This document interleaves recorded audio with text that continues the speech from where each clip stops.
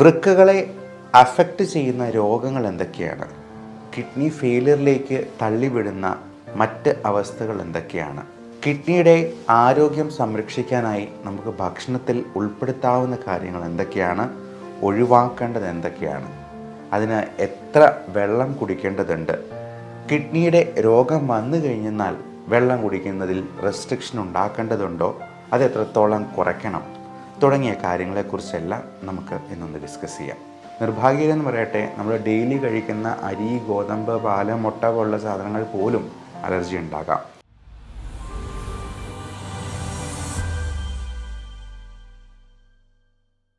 വൃക്കകൾ നമ്മുടെ ശരീരത്തിലെ രക്തം ശുദ്ധീകരിക്കാൻ വളരെ പ്രധാനപ്പെട്ട രണ്ട് അവയവങ്ങൾ. ബീൻ ഷേപ്ഡ് എന്നാണ് അതിനെ വിശേഷിപ്പിക്കുക.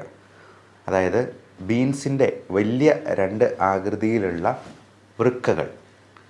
അതിൻ്റെ ആരോഗ്യത്തിനും വളരെയധികം സഹായിക്കുന്ന ഒന്നാണ് ബീൻസ് എന്ന ഭക്ഷണ പദാർത്ഥം. വൃക്കകളെ അഫക്റ്റ് ചെയ്യുന്ന രോഗങ്ങൾ എന്തൊക്കെയാണ്? കിഡ്നി ഫെയിലിയറിലേക്ക് തള്ളിവിടുന്ന മറ്റ് അവസ്ഥകൾ എന്തൊക്കെയാണ്? കിഡ്നിയുടെ ആരോഗ്യം സംരക്ഷിക്കാനായി നമുക്ക് ഭക്ഷണത്തിൽ ഉൾപ്പെടുത്താവുന്ന കാര്യങ്ങൾ എന്തൊക്കെയാണ്? ഒഴിവാക്കേണ്ടത് എന്തൊക്കെയാണ്? അതിന് എത്ര വെള്ളം കുടിക്കേണ്ടതുണ്ട്? കിഡ്നിയുടെ രോഗം വന്നു കഴിഞ്ഞാൽ വെള്ളം കുടിക്കുന്നതിൽ റെസ്ട്രിക്ഷൻ ഉണ്ടാക്കേണ്ടതുണ്ടോ? അത് എത്രത്തോളം കുറയ്ക്കണം? തുടങ്ങിയ കാര്യങ്ങളെക്കുറിച്ചെല്ലാം നമുക്ക് ഇന്നൊന്ന് ഡിസ്കസ് ചെയ്യാം. നിങ്ങൾ പലപ്പോഴും കേട്ടിട്ടുണ്ടാവാം, പ്രമേഹമുള്ള അല്ലെങ്കിൽ BP ഉള്ള ആളുകൾക്ക് കുറച്ച് നാളുകൾ കഴിയുമ്പോഴത്തേക്കും കിഡ്നി ഫെയിലിയറായി വരുന്നത്.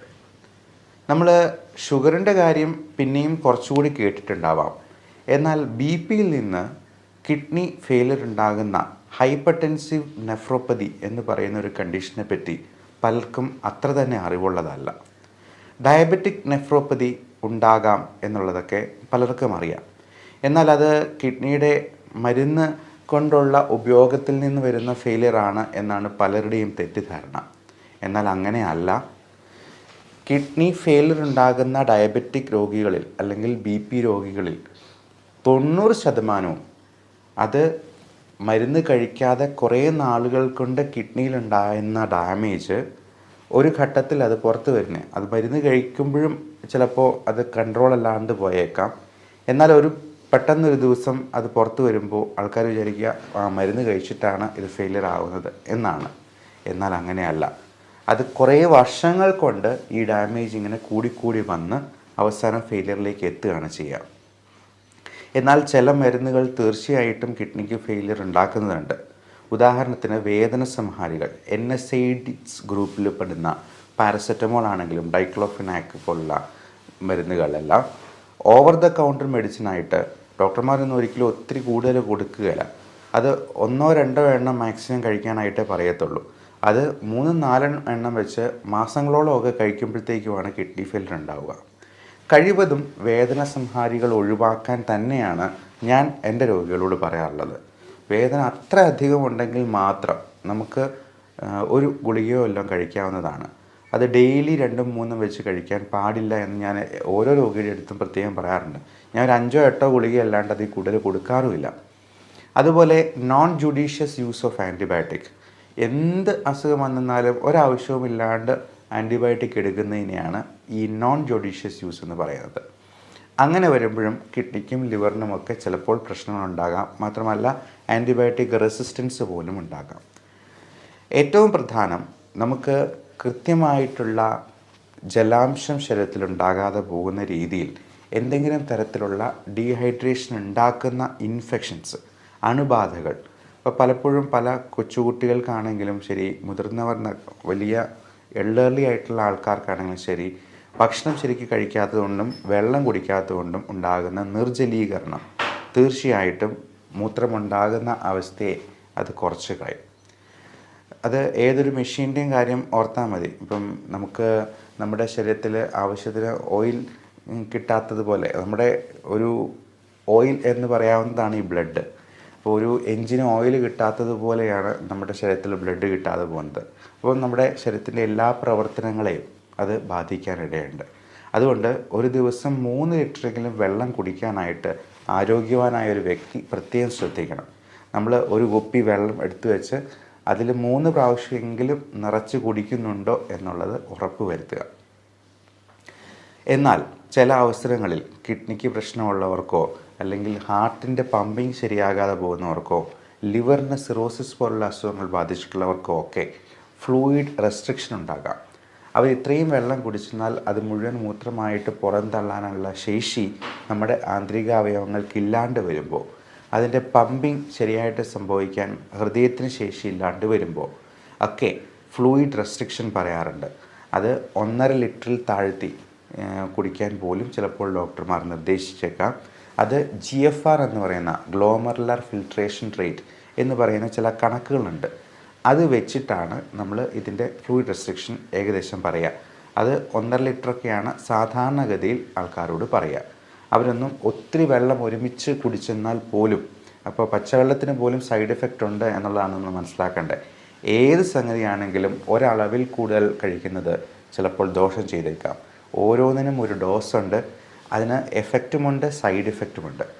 അപ്പോൾ ഈ പച്ചവെള്ളമാണെങ്കിൽ പോലും ഇത്രയും ലിറ്റർ കണക്കിന് നമ്മളൊരു വാശിക്ക് കുടിച്ച് കഴിഞ്ഞിട്ടുണ്ടെങ്കിൽ ചിലപ്പോൾ പൾമണറി എഡിമ പോലുള്ള കോംപ്ലിക്കേഷനിലേക്ക് അത് നയിക്കുകയും പെട്ടെന്ന് ഹാർട്ട് അറ്റാക്കോ ഒക്കെ ഉണ്ടാകാനായിട്ടുള്ള സാധ്യത പോലുമുണ്ട്. ശ്വാസമുട്ടൽ കൂടി അത് കാർഡിയോ പൾമണറി അറസ്റ്റിലേക്ക് നയിക്കാനായിട്ടുള്ള സാധ്യതയുണ്ട്. അപ്പോൾ ഇങ്ങനെയുള്ള കാര്യങ്ങളെല്ലാം ഡോക്ടറോട് ചോദിച്ച് കൃത്യമായിട്ട് ചോദിച്ച് മനസ്സിലാക്കുക, അറിയുക.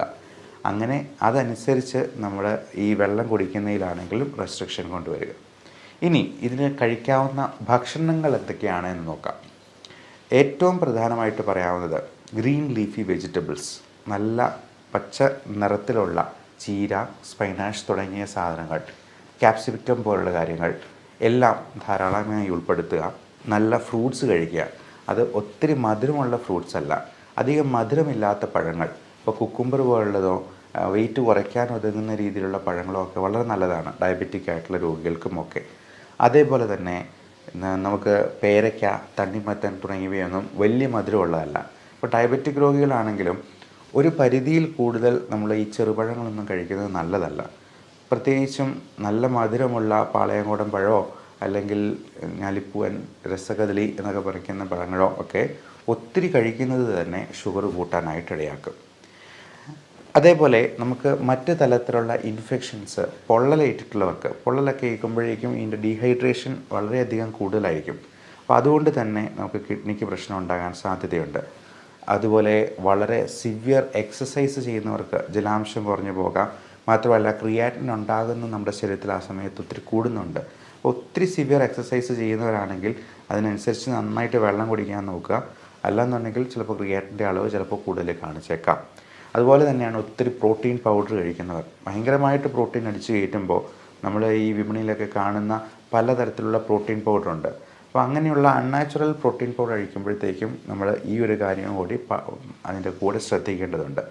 യൂറിയ, ക്രിയാറ്റിനിൻ, യൂറിക് ആസിഡ്, ഇത് മൂന്നും ഇങ്ങനെയുള്ള ജിമ്മന്മാർ ഇടവേളകളിൽ ഒന്ന് ചെക്ക് ചെയ്യുന്നത് നന്നായിരിക്കും. അതേപോലെ കിഡ്നിക്ക് പ്രശ്നമുണ്ടാക്കുന്ന മറ്റൊരു പ്രശ്നമാണ് പാമ്പ് കടി, പ്രത്യേകിച്ചും അണലി വർഗത്തിൽപ്പെട്ട പാമ്പിൻ്റെ കടിയേൽക്കുന്നത്. അപ്പോൾ പാമ്പ് കടിക്കാൻ സാധ്യതയുള്ള പ്രദേശങ്ങളിൽ നമ്മൾ പോകുമ്പോൾ വളരെയധികം ശ്രദ്ധിക്കണം.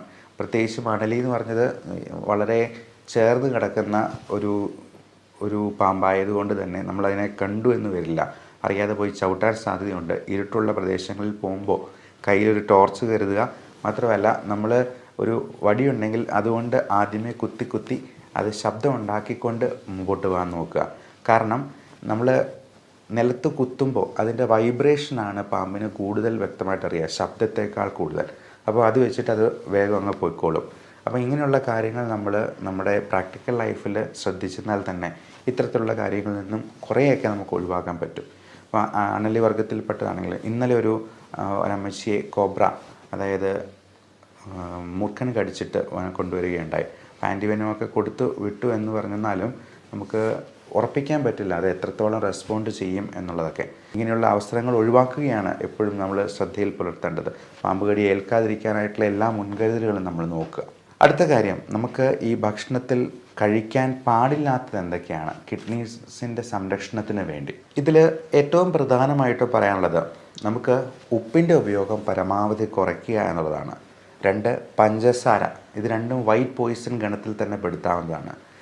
ഒരുപാട് ബേക്കറി സാധനങ്ങളും മൈദ അടങ്ങിയിട്ടുള്ള ഭക്ഷണ സാധനങ്ങളും, മൈദ അടങ്ങിയിരിക്കുന്ന പൊറോട്ട മാത്രമല്ല, ബ്രെഡ്, ബണ്ണ് തുടങ്ങിയ സാധനങ്ങളെല്ലാം നമുക്ക് ഹൈ ഗ്ലൈസീമിക് ഇൻഡെക്സ് ഉള്ളതാണ്. ഇതൊക്കെ കിഡ്നിയുടെ പ്രവർത്തനത്തിന് അത്ര നല്ലതായിട്ടുള്ള കാര്യങ്ങളല്ല. അതുപോലെ റെഡ് മീറ്റ് ഗണത്തിൽപ്പെടുത്തുന്ന high animal protein. Red meat എന്ന് പറയുമ്പോൾ അത് മട്ടൺ, പോർക്ക്, ബീഫ് തുടങ്ങിയവയെല്ലാം റെഡ് മീറ്റ് ഗണത്തിൽപ്പെടുന്നതാണ്. തുണ്ടൻ മീൻ പോലും റെഡ് മീറ്റിലാണ്. ചെറുമീനുകളാണ് നമ്മുടെ ആരോഗ്യത്തിന് ഏറ്റവും നല്ലത്. മത്തി, അയല തുടങ്ങിയവയൊക്കെ കറി വെച്ച് കഴിക്കുന്നതാണ് ഏറ്റവും ഉത്തമം. നമുക്ക് കാശും ലാഭിക്കാം, ആരോഗ്യം സംരക്ഷിക്കാം. അപ്പോൾ ഇത്തരത്തിൽ ഭക്ഷണം ഒന്ന് ക്രമീകരിക്കുക, നന്നായിട്ട് വെള്ളം കുടിക്കുക. കിഡ്നിയെ അഫക്റ്റ് ചെയ്യുന്ന ചില ഓട്ടോ ഇമ്മ്യൂൺ ട്രിഗറിങ് ഫാക്ടേഴ്സ് ഉണ്ട്.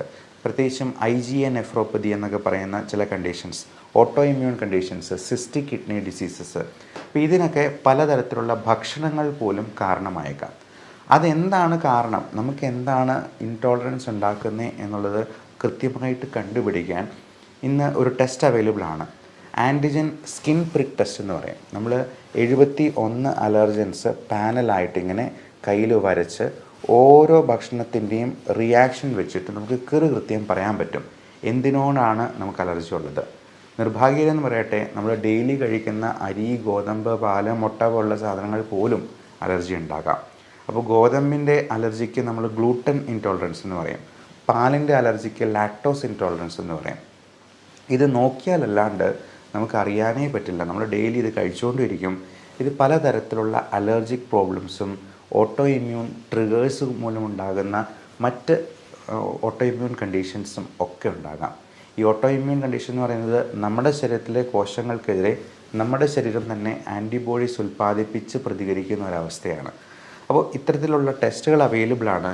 ഇതിൽ ഒഴിവാക്കാൻ പറ്റാത്ത കാര്യങ്ങൾക്ക്, ഉദാഹരണത്തിന് പൊടി അല്ലെങ്കിൽ പുക. ഈ പൊടിയിൽ തന്നെ 3 തരത്തിലുള്ള ചെള്ളുകളുണ്ട്, ഡസ്റ്റ് മൈറ്റ്സ് എന്ന് പറയും. അതുപോലെ പല തരത്തിലുള്ള ഫംഗസ് ഉണ്ട്. അതൊരു 3-4 ടൈപ്പ് ഫംഗസ് നമ്മൾ ഈ ടെസ്റ്റിൽ നോക്കാറുണ്ട്. അപ്പോൾ അതിലേതാണ് പ്രശ്നമെന്ന് നോക്കി അതിന് ഇമ്മ്യൂണോതെറാപ്പി എന്ന് പറയുന്ന ഒരു പുതിയ മോഡ് ഓഫ് ട്രീറ്റ്മെൻറ്റ് ഉണ്ട്. നിങ്ങൾ അടുത്തിടെ മനോരമ പത്രത്തിൽ ജൂലൈ 6 മനോരമ പത്രത്തിൽ വായിച്ചിരിക്കും. ഇമ്മ്യൂണോതെറാപ്പി എന്ന് പറയുന്ന വളരെ അത്ഭുതകരമായിട്ടുള്ള ഒരു പുതിയ ചികിത്സയെപ്പറ്റി. അതുവഴി ക്യാൻസറിൽ നിന്നും മോചിതയായി വന്ന ഒരു ലേഡിയുടെ ഒരു കഥ ഫ്രണ്ട് പേജിൽ തന്നെ ഉണ്ടായിരുന്നു.